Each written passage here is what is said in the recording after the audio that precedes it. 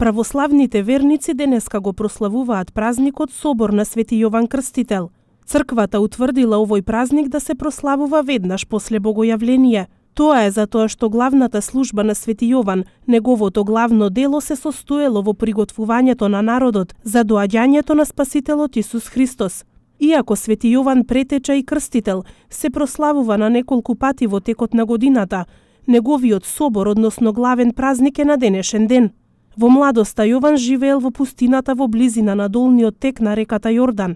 Кога наполнил 30 години по Божја волја, ја напуштил пустината и се вратил меѓу еврејскиот народ, каде што ги учел луѓето да се покајат и да се подготват за доаѓањето на Спасителот. Во тоа време Исус се подготвувал за учител, но според тогашните закони учител можел да биде само лице со наполнети 30 години.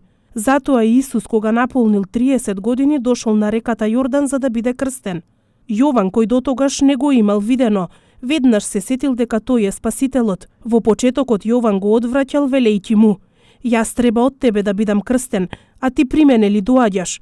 Но кога Исус му рекол: "Остави го сега тоа, зашто нам ни престои да ја исполниме секоја правда", Јован го крстил во водата.